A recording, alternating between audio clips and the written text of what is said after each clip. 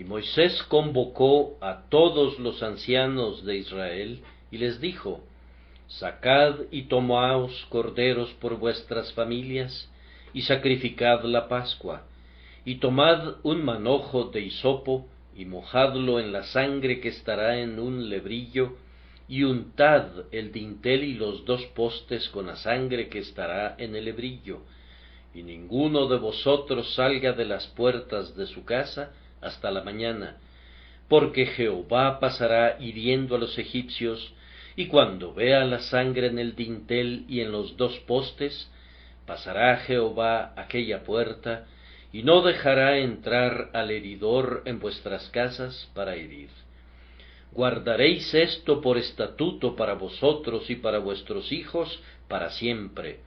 Y cuando entréis en la tierra que Jehová os dará, como prometió, guardaréis este rito. Y cuando os dijeren vuestros hijos: ¿qué es este rito vuestro?, vosotros responderéis: es la víctima de la Pascua de Jehová, el cual pasó por encima de las casas de los hijos de Israel en Egipto, cuando hirió a los egipcios y libró nuestras casas. Éxodo 12, 21 al 27. Yo queridos amigos, quería sinceramente seguir con el tema matinal del domingo pasado, pues me parece que es muy importante que continuemos dando un testimonio de la doctrina del sacrificio vicario de Jesucristo, nuestro Señor, sin cesar. Pero, al mismo tiempo, prometí que trataría de guardar la fiesta de los niños y que predicaría un sermón dirigido especialmente a los maestros de la escuela dominical. No pude predicar ese sermón para la escuela en el tiempo designado, que sirviera de apertura para esta semana dedicada a los niños bajo su cargo, pero pensé que no sería menos oportuno si concluyera sus reuniones con el mensaje de clausura. ¿Cómo podría cumplir con ambos propósitos? Pienso que el tema que tenemos ante nosotros me permitirá lograrlo. Hablaremos de la sangre rociada y de Jesús, el grandioso sacrificio por el pecado, y luego exhortaremos a todos los que conocen el valor de la gran redención a que enseñen a los jóvenes desde sus primeros días lo que significa la muerte de Jesús y la salvación por medio de su sangre. El Cordero Pascual era un tipo especial de nuestro Señor Jesucristo. No hemos de deducir esto del hecho general, que todos los antiguos sacrificios eran sombras de la sustancia verdadera y real, sino debemos hacerlo porque en el Nuevo Testamento se nos asegura que nuestra Pascua, que es Cristo, ya fue sacrificada por nosotros. 1 Corintios 5:7. Como el Cordero Pascual había de ser sin mancha, así era nuestro Señor, y su inmolación y su abrasamiento en el fuego eran un tipo de su muerte y de sus sufrimientos. Incluso en cuanto al tiempo, nuestro Señor cumplió el tipo, pues el tiempo de su crucifixión fue la Pascua. Así como la impresión responde al sello, así el sacrificio de nuestro Señor coincide con todos los elementos del ceremonial de la Pascua. Le vemos tomado de entre los hombres, y como oveja fue llevado a la muerte. Vemos su sangre derramada y rociada. Le vemos asado al fuego de la angustia. Por fe comemos de él, y sazonamos el festín con las hierbas amargas de la penitencia. Nosotros vemos a Jesús y la salvación allí donde el ojo carnal ve únicamente a un cordero inmolado y a un pueblo salvado de la muerte. El Espíritu de Dios, en el ceremonial de la Pascua, pone un énfasis especial en la rociadura de la sangre. Aquello a lo que los hombres se oponen grandemente, él lo ha expuesto muy diligentemente como lo primordial y lo frontal de la revelación.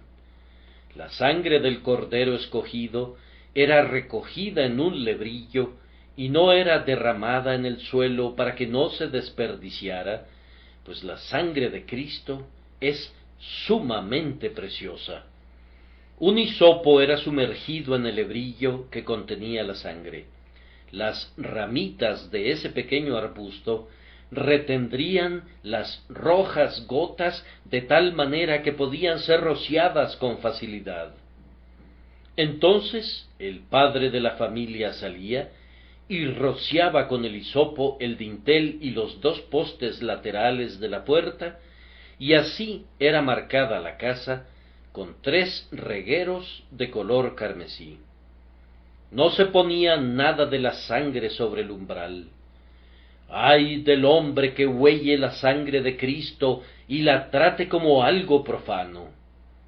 ¡Ay! Me temo que muchas personas están haciendo eso en esta hora, no sólo en el mundo exterior, sino entre quienes profesan ser y se llaman a sí mismas cristianas. Me esforzaré por exponer 2 cosas. Primero, la importancia atribuida a la sangre rociada, y en segundo lugar, la institución conectada con ella, es decir, que los hijos deben ser instruidos en el significado del sacrificio para que a su vez puedan enseñar a sus hijos y mantengan viva la memoria de la gran liberación del Señor. Primero, la importancia atribuida a la sangre del sacrificio queda aquí muy clara. Hay un esmero en hacer que el sacrificio sea observable, sí, en hacer que la gente lo advierta. Noto, primero, que se convirtió y permaneció siendo un símbolo nacional. Si ustedes hubiesen atravesado las calles de Memphis o de Ramesés en la noche de la Pascua, habrían podido distinguir quiénes eran israelitas y quiénes eran egipcios, por medio de una señal muy conspicua. No había necesidad de escuchar bajo la ventana para oír la conversación de la gente que estaba dentro de la casa, ni esperar que alguien saliera a la calle para observar su vestimenta. Este hecho sólo bastaría para ser una guía suficiente. El israelita tenía la señal de la sangre en su puerta, mientras que el egipcio no la tenía. Observen bien que este es todavía el gran punto de diferencia entre los hijos de Dios y los hijos del maligno. En verdad, no hay sino 2 denominaciones sobre la tierra, la Iglesia y el mundo, aquellos que son justificados en Cristo Jesús y aquellos que son condenados en sus pecados. Esto permanecerá como el signo infalible del verdadero israelita. Él ha venido a la sangre rociada que habla mejor que la de Abel. El que cree que el Hijo de Dios es el único sacrificio aceptable por el pecado, tiene la salvación, y el que no cree en él, morirá en sus pecados. El verdadero Israel confía en el sacrificio ofrecido una vez por el pecado. Es su reposo, su consuelo, su esperanza. En cuanto a aquellos que no confían en el sacrificio expiatorio, han rechazado el consejo de Dios actuando en contra de ellos mismos, y así han declarado su verdadero carácter y condición. Jesús dice: vosotros no creéis porque no sois de mis ovejas, como os he dicho. Y la falta de fe en ese derramamiento de sangre, sin el cual no hay remisión de pecado, es la señal condenatoria de alguien que es extraño a la mancomunidad de Israel. No hemos de hacernos preguntas al respecto. Cualquiera que se extravía y no persevera en la doctrina de Cristo, no tiene a Dios. 2 Juan 9. El que no acepta la propiciación que Dios ha establecido, ha de llevar su propia iniquidad. Nada más justo, y sin embargo, nada más terrible podría sucederle al hombre cuya iniquidad no fuera limpiada jamás, ni por sacrificio, ni por ofrenda. No me importa cuál pueda ser tu supuesta justicia, ni cómo pienses recomendarte ante Dios. Si rechazaras a su Hijo, Él te rechazará a ti. Si te presentaras delante de Dios sin la sangre expiadora, no tendrías ni parte ni porción en el asunto de la herencia del pacto, y no serías contado entre el pueblo de Dios. El sacrificio es el símbolo nacional del Israel espiritual, y el que no lo posea es un extranjero. No tendrá herencia entre los que son santificados, ni contemplará al Señor en la gloria. En segundo lugar, así como esta era la marca nacional, era también el signo salvador. Esa noche, el ángel de la muerte abrió con ímpetu sus alas, y conforme descendió sobre las calles de Egipto, hirió por todos lados a los primogénitos de los príncipes y a los primogénitos de las bestias, de tal manera que en cada hogar y en cada establo hubo un muerto. Allí donde veía la señal de la sangre, no entraba para herir, pero en todos los demás lugares, la venganza del Señor cayó sobre los rebeldes. Las palabras son muy notables. Jehová pasará hiriendo a los egipcios, y cuando vea la sangre en el dintel y en los dos postes, pasará Jehová aquella puerta, y no dejará entrar al heridor en vuestras casas para herir. ¿Qué detiene a la espada? Nada, sino la mancha en la puerta. El cordero ha sido inmolado, y han rociado sus casas con su sangre, y por tanto están a salvo. Los hijos de Jacob no eran más ricos, ni más sabios, ni más fuertes, ni más diestros que los hijos de Cam, pero ellos fueron redimidos por la sangre, y por eso vivieron, mientras que los que no conocían la señal redentora murieron. Cuando Jericó se derrumbó, la única casa que permaneció fue la que tenía el cordón de grana en la ventana, y cuando el Señor visite por el pecado, el hombre que escapará será aquel que conozca a Jesús, en quien tenemos redención por su sangre, el perdón de pecados según las riquezas de su gracia. Les pido su atención muy especial, sin embargo, a las palabras que son usadas en el versículo 23. Jehová pasará hiriendo a los egipcios, y cuando vea la sangre en el dintel y en los dos postes, pasará Jehová aquella puerta. Cuán instructiva es la expresión, cuando Él vea la sangre. Es algo muy consolador para ustedes y para mí contemplar la expiación, pues así ganamos la paz y entramos en el reposo. Pero, después de todo, la gran razón de nuestra salvación es que el propio Dios mira al sacrificio y se queda complacido por causa de su justicia. En el versículo 13 oímos al propio Dios decir: veré la sangre y pasaré de vosotros. Piensen en el ojo de Dios cuando se vuelve a aquel que quita el pecado del mundo y queda tan fijo en él que pasa de nosotros.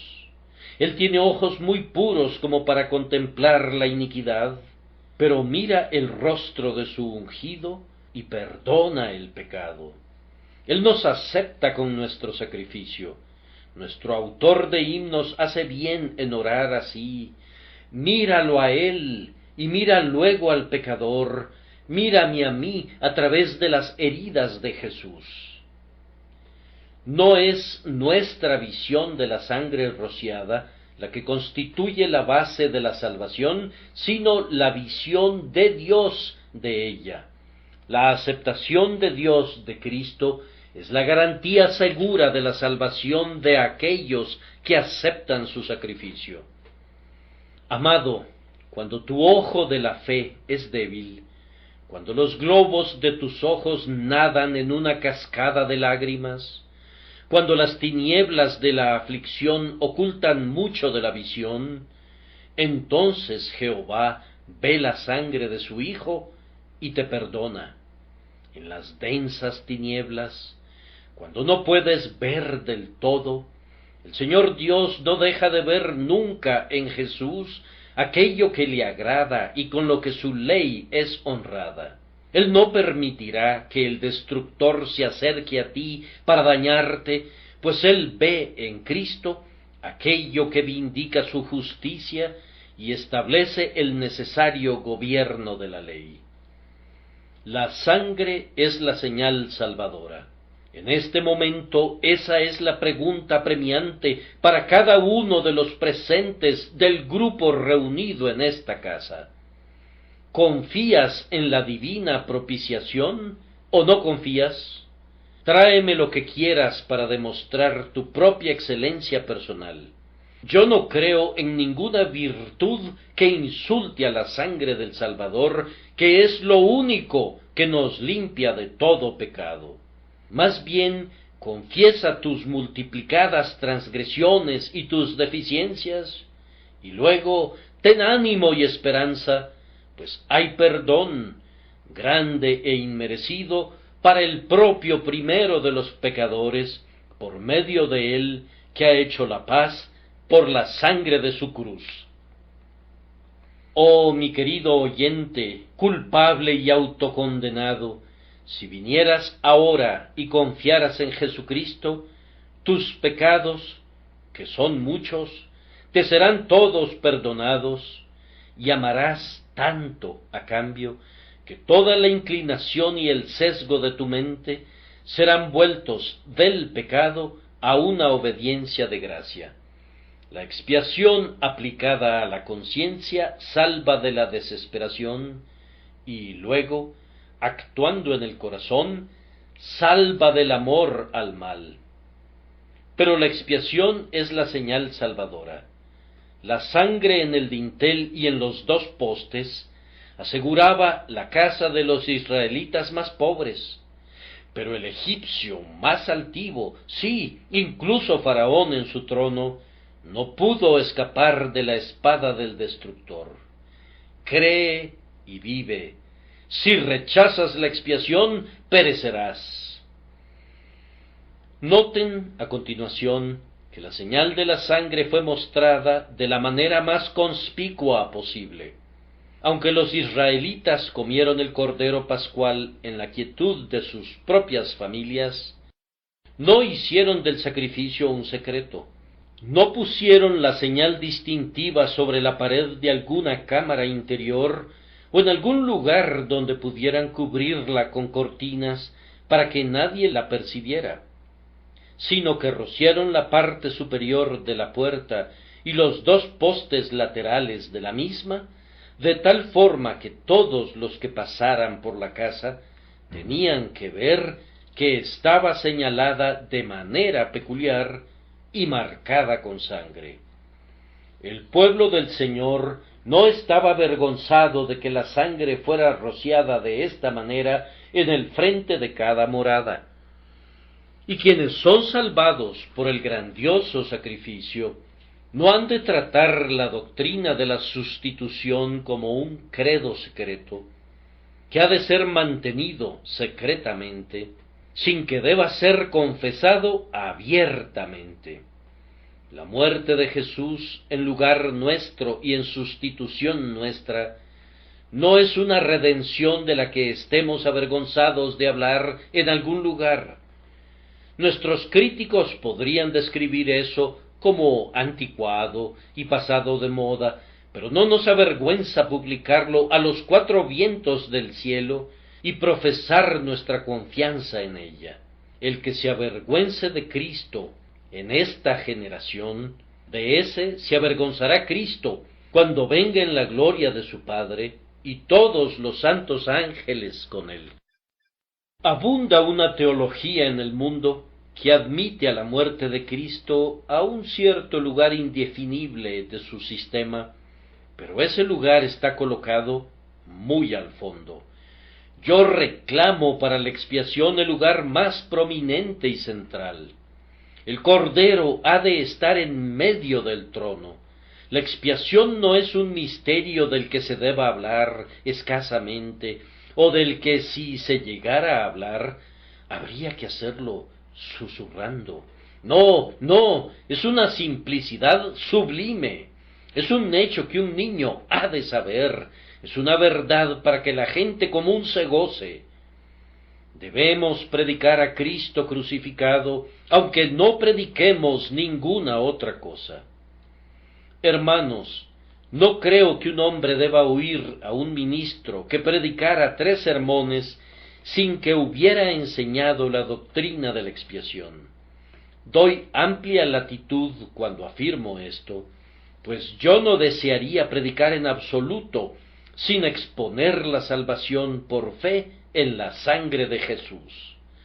De un extremo a otro de mi púlpito y de mi tabernáculo, la marca de la sangre estará visible. Eso disgustará al enemigo, pero deleitará al que es fiel. Me parece a mí que la sustitución es el alma del Evangelio, la vida del Evangelio, la esencia del Evangelio.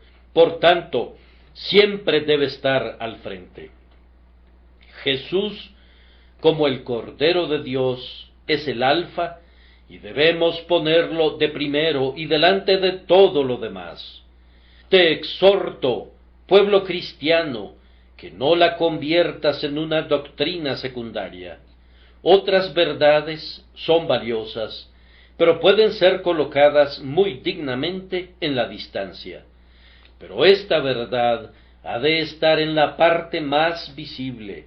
El centro del cristianismo es la cruz, y el significado de la cruz es la sustitución.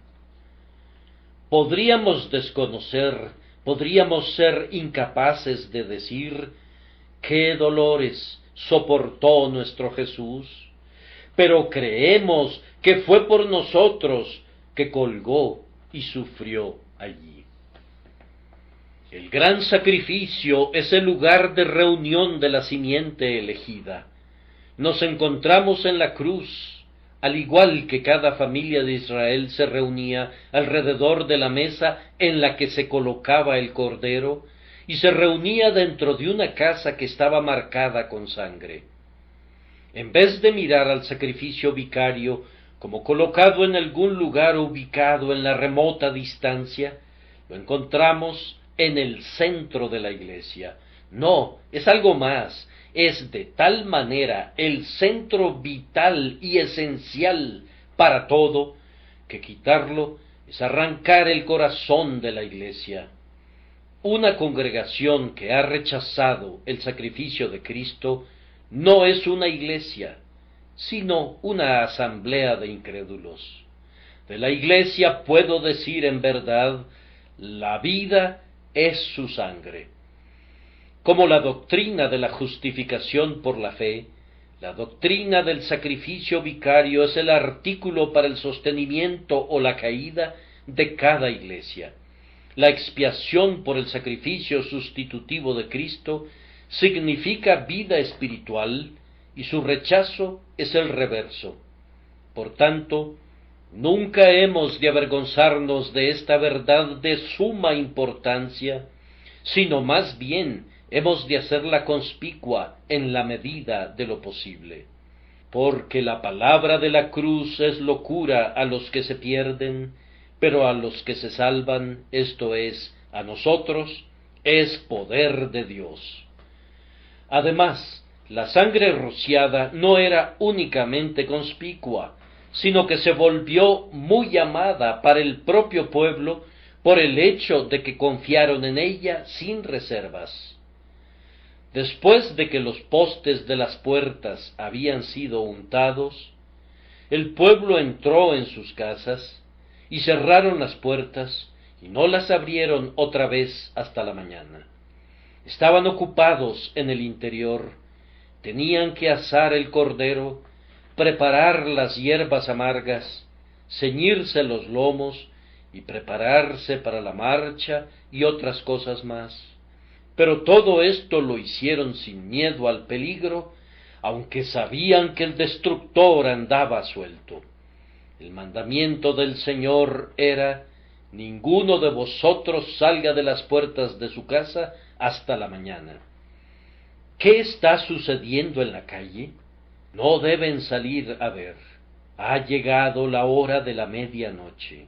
¿Acaso no lo oyeron? Escuchen ese grito terrible. Otra vez un alarido desgarrador. Hubo un gran clamor en Egipto. Los israelitas no deben prestar atención a ese grito como para quebrantar la palabra divina que los encierra por unos cuantos instantes hasta que pase la tempestad. Tal vez, en aquella terrible noche, algunas personas de mente ansiosa podrían haber dicho: está sucediendo algo terrible. Oigan esos gritos.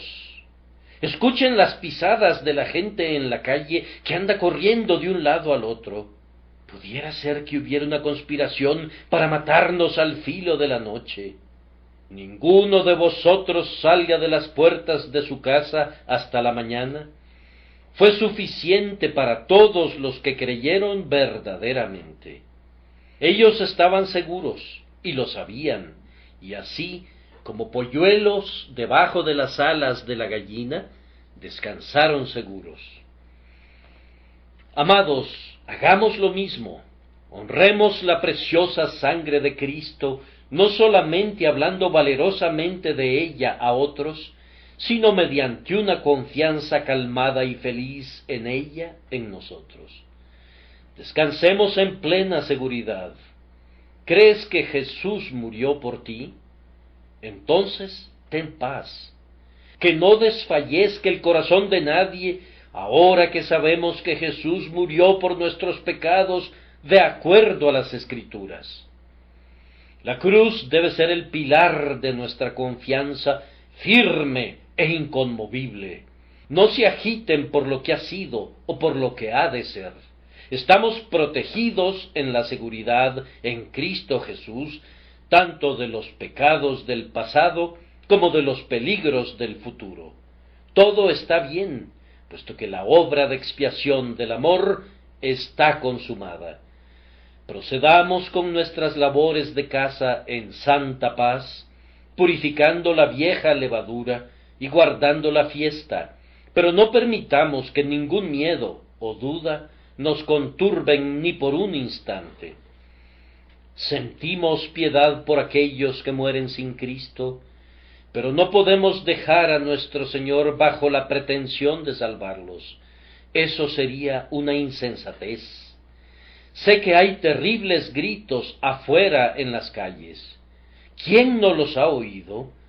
Oh, que la gente simplemente se protegiera bajo la marca de la sangre. Pensar en la condenación de los impíos cuando perecen en sus pecados traspasa nuestro corazón, pero así como Noé no abandonó el arca, ni Israel dejó su morada, así nuestra esperanza no es mayor de lo que la cruz garantice. Todos los que se protegen bajo la sangre de la expiación están seguros. Y en cuanto a quienes rechazan esta gran salvación, ¿cómo escaparán?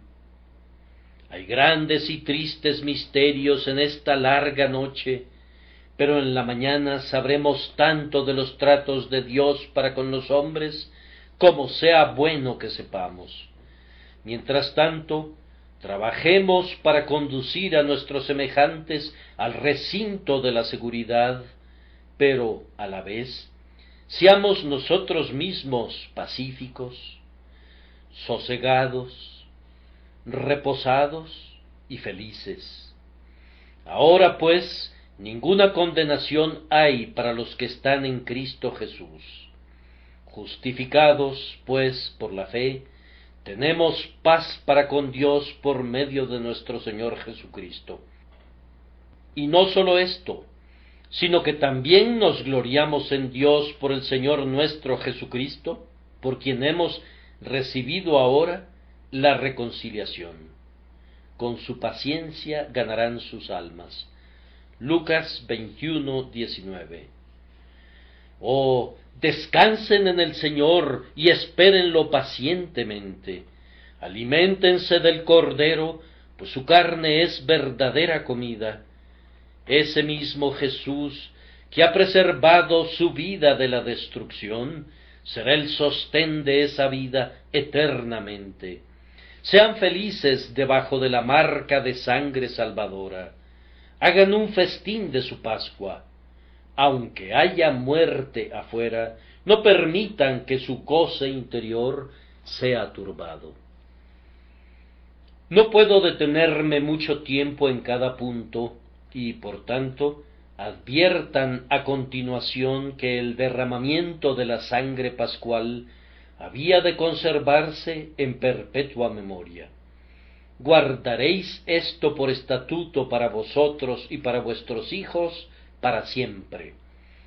Mientras Israel permaneciera siendo un pueblo, debían guardar la Pascua.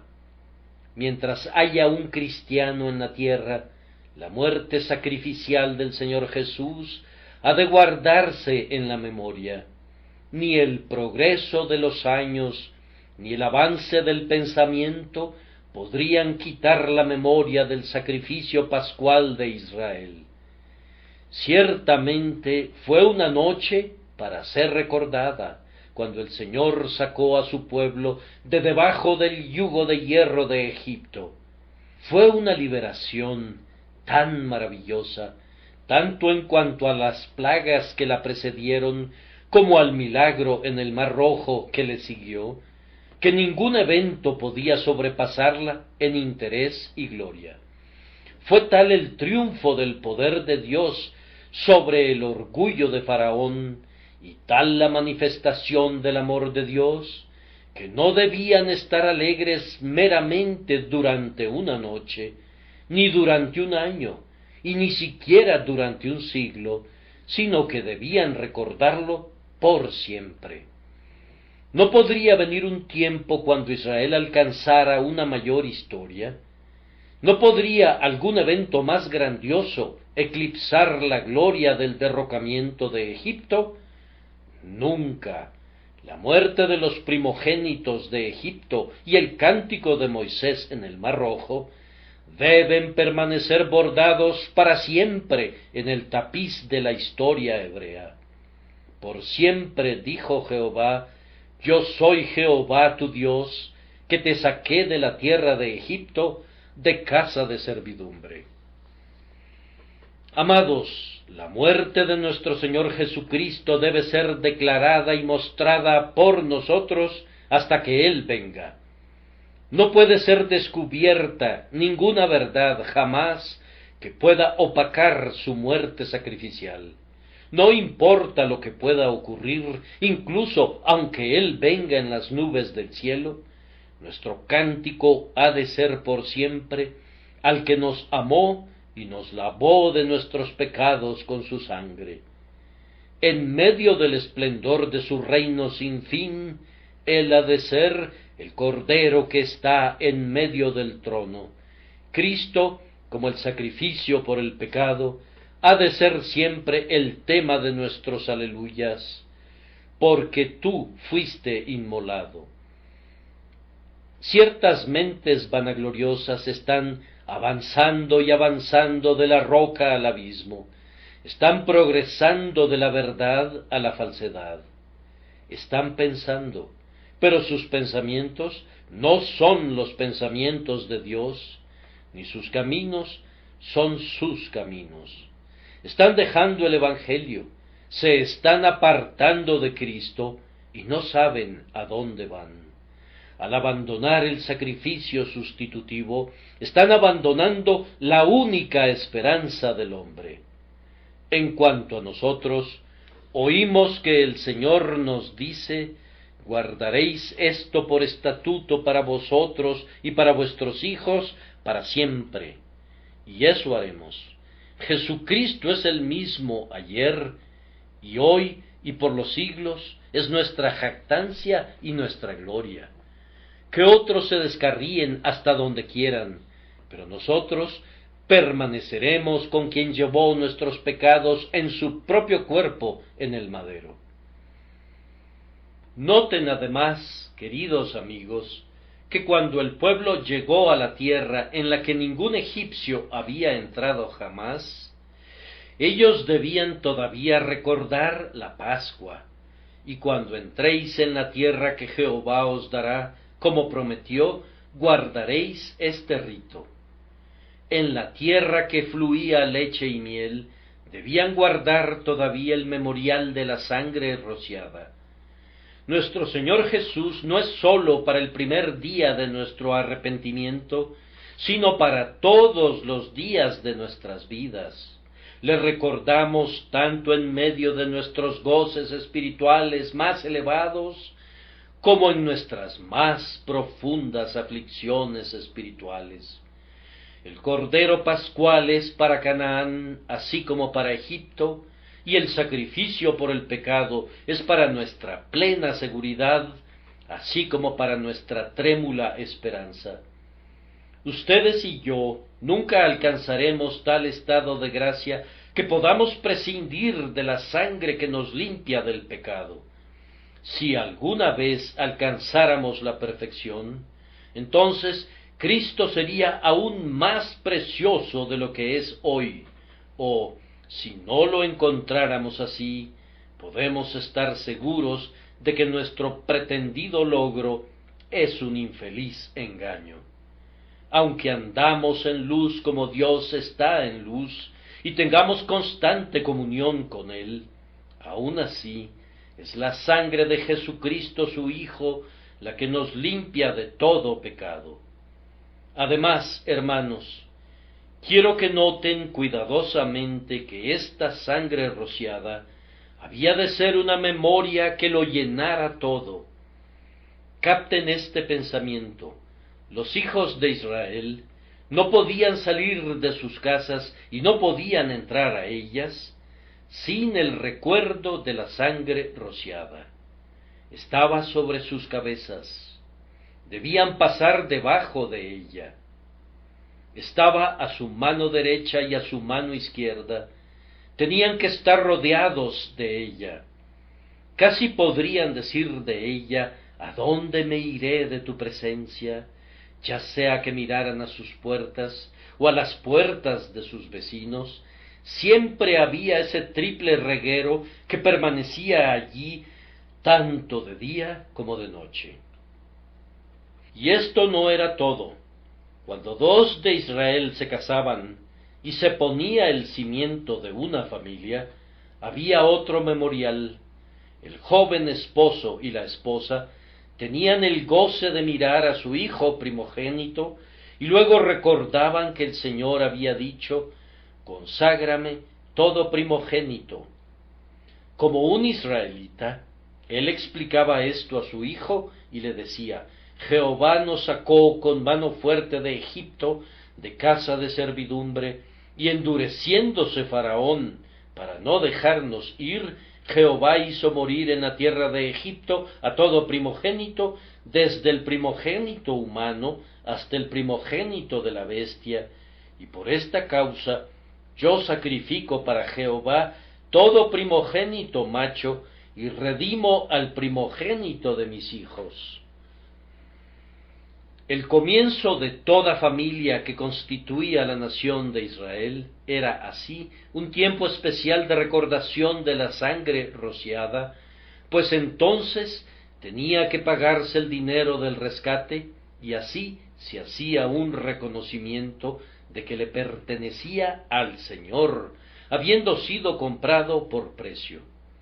De muchas maneras, y por su presencia en todas partes, se le recordaba al pueblo de la necesidad del sacrificio.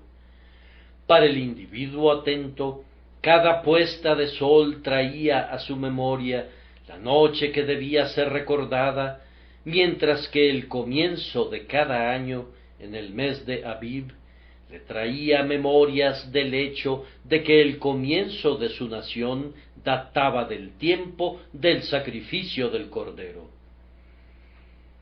El Señor se proveyó de medios para mantener este asunto delante del pueblo, pues ellos eran díscolos y tenían la tendencia a olvidar, tal como en esta época presente.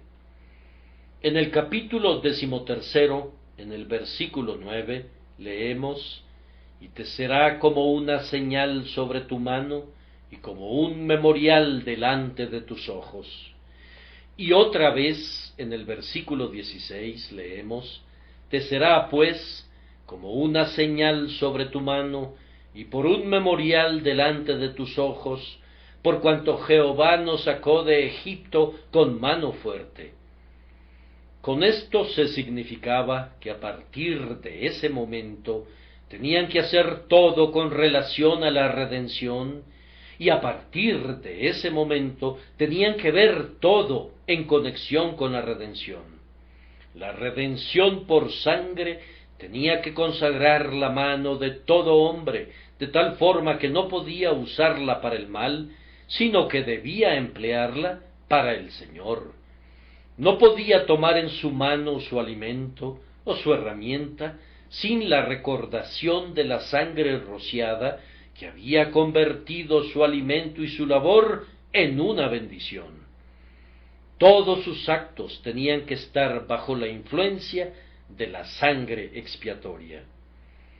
Oh, qué servicio prestaríamos ustedes y yo si siempre ofreciéramos una labor redimida. Si acudiéramos a nuestra clase de la escuela dominical, por ejemplo, sintiendo: «Soy comprado por un precio», y si predicáramos con labios redimidos el evangelio de nuestra propia salvación, cuán vívida y amorosamente hablaríamos. ¿Qué efecto tendría esto en nuestras vidas? Algunos de ustedes no se atreverían a hacer lo que hacen ahora si recordaran que Jesús murió por ustedes. Muchas cosas que han dejado sin hacer serían atendidas de inmediato si tuviesen una más clara conciencia del amor redentor. Los judíos se volvieron supersticiosos y se contentaban con la letra de la ley, y por ello escribieron ciertos versículos en pequeñas franjas de pergamino llamadas filacterias, que encerraban en una caja y luego la ataban en sus muñecas. El verdadero significado del pasaje no radicaba en ninguna acción infantil de ese tipo, sino que les enseñaba que debían laborar y actuar con manos santas, como hombres bajo sobrecogedoras obligaciones para con la gracia redentora del Señor. La redención debe ser nuestro impulso para el santo servicio, nuestro freno cuando somos tentados a pecar. Debían llevar también la memoria de la Pascua como frontales entre sus ojos, y ustedes saben cómo ciertos judíos efectivamente llevaban filacterias en sus frentes. Eso no podía ser más que la mera cáscara de la cosa.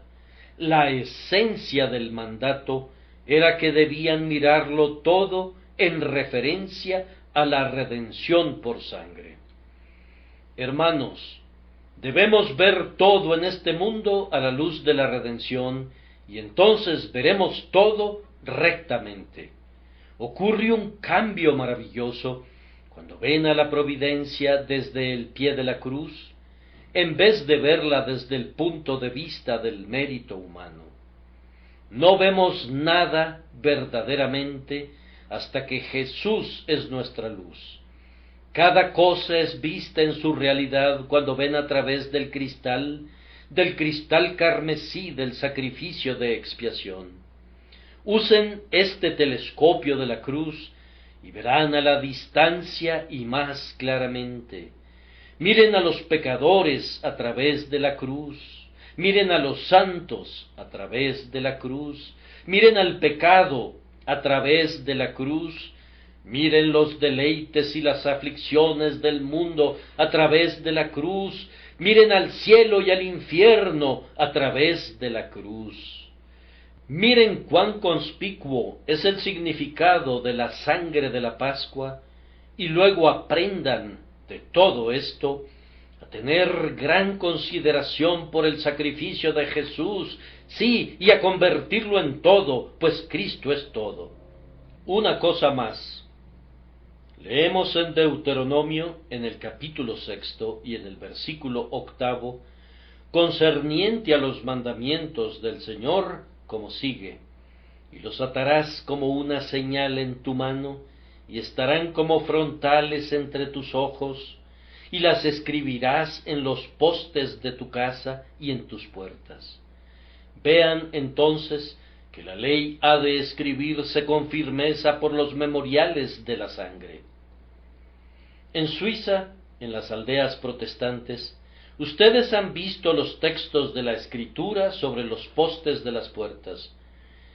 Yo deseo a medias que tuviéramos esa costumbre en Inglaterra. ¿Cuánto del Evangelio podría ser predicado a los caminantes si los textos de la Escritura estuvieran sobre las puertas de los cristianos? Podría ser ridiculizado como farisaico, pero podríamos superar eso. Pocos son susceptibles en nuestros días de alguna acusación por ser demasiado religiosos. A mí me gusta ver los textos de la Escritura en nuestras casas, en todas las habitaciones, en las cornisas y sobre las paredes. Pero afuera, en la puerta, qué importante publicidad podría recibir el Evangelio a un precio muy bajo. Pero noten que cuando el judío escribía sobre los postes de sus puertas una promesa, o un precepto, o una doctrina, tenía que escribir sobre una superficie manchada con sangre, y cuando llegaba la Pascua del año siguiente, tenía que rociar la sangre con el hisopo justo sobre lo que estaba escrito. Me parece muy deleitable pensar en la ley de Dios en conexión con ese sacrificio expiatorio que la ha magnificado y que la ha hecho honorable. Los mandamientos de Dios me llegan como a un hombre redimido.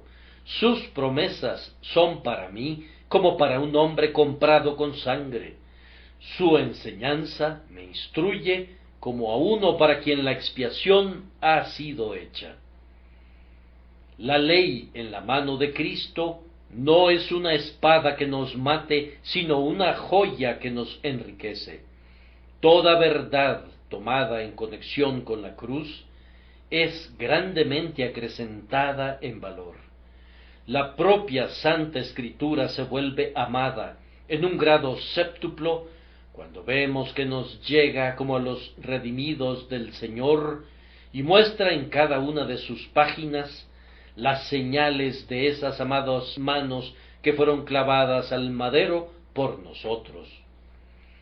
Amados, ustedes ven ahora cómo todo fue hecho para que la sangre del Cordero Pascual pudiera ser llevada a una excelsa posición en la estima de la gente a quien el Señor sacó de Egipto. Y ustedes y yo debemos hacer todo aquello en lo que podamos pensar para exponer y mantener delante de los hombres, por siempre, la preciosa doctrina del sacrificio expiatorio de Cristo. Al que no conoció pecado, por nosotros lo hizo pecado, para que nosotros fuésemos hechos justicia de Dios en él.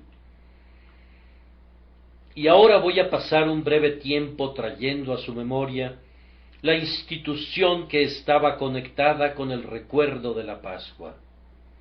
Y cuando os dijeren vuestros hijos, ¿qué es este rito vuestro? Vosotros responderéis, es la víctima de la Pascua de Jehová. La indagación debe ser estimulada en las mentes de nuestros hijos. Oh, que los pudiéramos inducir a hacer preguntas acerca de las cosas de Dios. Algunos de ellos indagan desde muy temprano, mientras que otros parecen enfermos con una indiferencia semejante a la de los adultos. Hemos de tratar con ambos órdenes de mente. Es bueno explicar a los hijos la ordenanza de la cena del Señor, pues esto expone la muerte de Cristo en símbolo. Lamento que los hijos no vean más a menudo esta ordenanza. El bautismo y la cena del Señor deberían ser colocados, ambos, a la vista de la generación que surge, para que puedan entonces preguntarnos, ¿qué es este rito vuestro? Ahora, la cena del Señor es un sermón evangélico perenne y tiene que ver principalmente con el sacrificio por el pecado. Podrían desterrar del púlpito la doctrina de la expiación, pero viviría siempre en la iglesia a través de la cena del Señor. No podrían explicar ese pan partido y esa copa llena del fruto de la vid sin referencia a la muerte expiatoria de nuestro Señor. No pueden explicar la comunión del cuerpo de Cristo sin introducir, de una manera o de otra, la muerte de Jesús en nuestro lugar y nuestro sitio.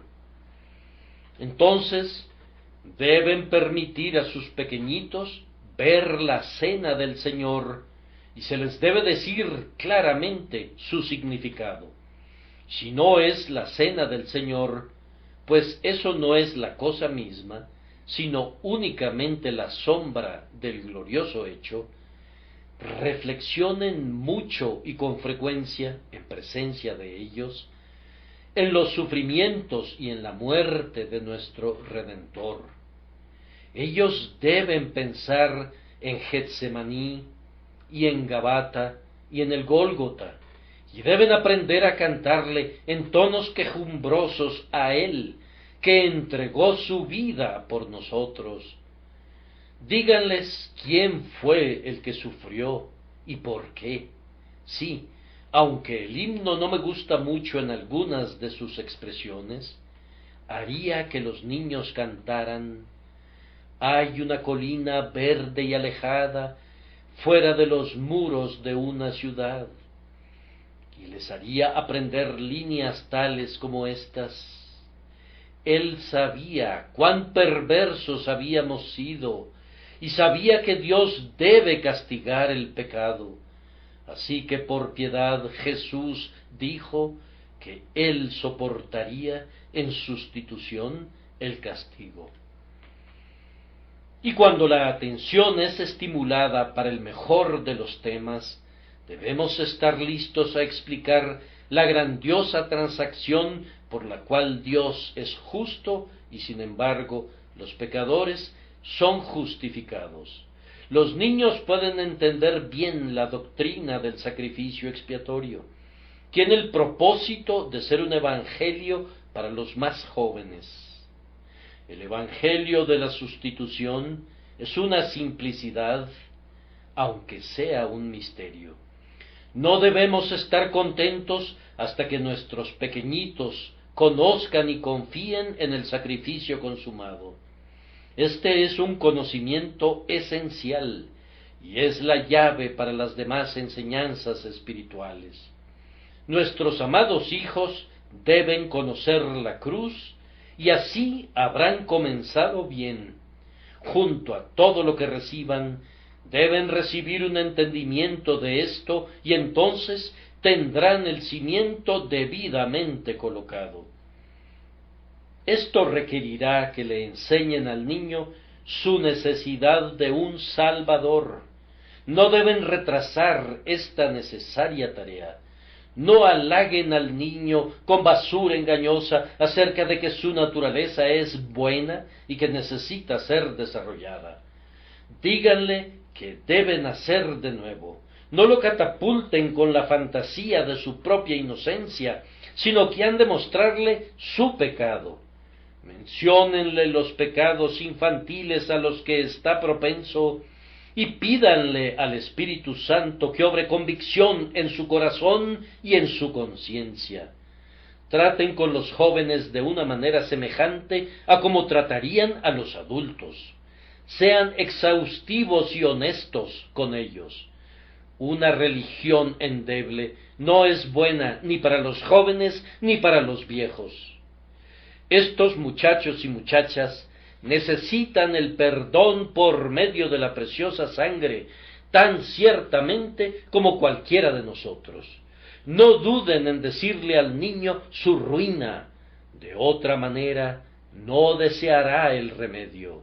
Háblenle también del castigo del pecado y adviértanle de su terror. Sean tiernos, pero sean sinceros. No oculten del joven pecador la verdad, por terrible que sea. Ahora que ha llegado a los años de responsabilidad, si no creyera en Cristo, le irá muy mal en el último gran día. Pongan delante de él el tribunal y recuérdenle que tendrá que rendir cuentas de las cosas hechas en el cuerpo. Esfuércense para despertar la conciencia y pídanle a Dios el Espíritu Santo que obre por ustedes hasta que el corazón se torne tierno y la mente perciba la necesidad de la gran salvación. Los niños necesitan aprender la doctrina de la cruz para que puedan encontrar la salvación inmediata. Doy gracias a Dios porque en nuestra escuela dominical creemos en la salvación de los niños como niños. Cuán múltiple ha sido mi gozo cuando veo a muchachos y muchachas pasar al frente para confesar su fe en Cristo.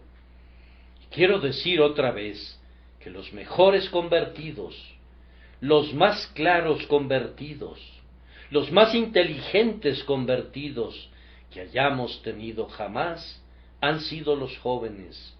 Y en lugar de haber alguna deficiencia en su conocimiento de la palabra de Dios y de las doctrinas de la gracia, hemos descubierto que tienen una familiaridad deleitable con las grandes verdades cardinales de Cristo. Muchos de estos amados niños han sido capaces de hablar de las cosas de Dios con gran placer de corazón y fuerza de entendimiento. Prosigan, queridos maestros, y crean que Dios salvará a sus niños. No se contenten con sembrar principios en sus mentes que puedan posiblemente desarrollarse en años posteriores, sino que han de trabajar por la inmediata conversión. Esperen fruto de sus niños mientras sean niños. Oren por ellos para que no corran al mundo y caigan en los males de los pecados visibles, para luego regresar con huesos rotos al buen pastor, sino que sean guardados por la rica gracia de Dios de los senderos del destructor y que crezcan en el rebaño de Cristo, primero como corderos de su rebaño y luego como ovejas de su mano. De una cosa estoy seguro, y es que si enseñamos a los niños la doctrina de la expiación en los términos más inconfundibles, nos estaremos haciendo un bien a nosotros mismos. Algunas veces espero que avive a su iglesia y la restaure a su antigua fe por una obra de gracia entre los niños. Si él trajera a nuestras iglesias una gran afluencia de jóvenes, ¿cómo tendería a vivificar la sangre indolente de los negligentes y de los amodorrados? Los niños cristianos tienden a mantener la casa viva. Oh, que pudiéramos tener más de ellos. Si el Señor nos ayudara a enseñarles a los niños, nos estaríamos enseñando a nosotros mismos. No hay mejor manera de aprender que enseñando, y no saben bien algo mientras no lo puedan enseñar a alguien más. no conocen enteramente una verdad, mientras no la puedan poner delante de un niño para que la vea. Al tratar de lograr que un pequeñito entienda la doctrina de la expiación, tendrán ustedes mismos un entendimiento más claro, y por tanto les recomiendo ese santo ejercicio. ¡Qué misericordia sería si nuestros hijos estuvieran plenamente cimentados en la doctrina de la redención por medio de Cristo! Si fueran advertidos de los evangelios falsos de esta época perversa, y si fueran enseñados a descansar sobre la roca eterna de la obra consumada de Cristo, podríamos esperar tener una generación después de la nuestra que mantendrá la fe y que será mejor que sus padres. Sus escuelas dominicales son admirables, pero ¿cuál es su propósito si no enseñan el Evangelio en ellas? Juntan a los niños y los mantienen quietos durante 1 hora y media, y luego los envían a casa. ¿Pero para qué sirve eso? Puede traer alguna quietud a sus padres y madres, y eso es, tal vez, el motivo por el que los envían a la escuela. Pero todo el bien real radica en el material que se enseña a los niños. La verdad más fundamental ha de tener un lugar prominente. ¿Y cuál es esa verdad, sino la cruz? Algunos les hablan a los niños acerca de ser buenos niños y niñas y cosas semejantes. Esto es, les predican la ley a los niños, aunque predicarían el Evangelio a los adultos. ¿Es honesto eso? Los niños necesitan el Evangelio, todo el Evangelio sin adulteración. Los niños deben recibirlo, y si son enseñados por el Espíritu de Dios, son capaces de recibirlo al igual que las personas de años maduros. Enséñenles a los pequeñitos que Jesús murió, el justo por los injustos, para llevarnos a Dios. Muy confiadamente dejo en verdad esta obra en manos de los maestros de esta escuela. Nunca conocí a un cuerpo más noble de hombres y mujeres cristianos, pues son tan sinceros en su apego al viejo evangelio como son ávidos de ganar almas. Tengan ánimo, hermanos y hermanas míos. El Dios que ha salvado a tantos de sus hijos, va a salvar a muchos más de ellos, y tendremos gran gozo en este tabernáculo conforme veamos a cientos de niños que son traídos a Cristo. Que Dios nos conceda eso por Jesucristo nuestro Señor. Amén.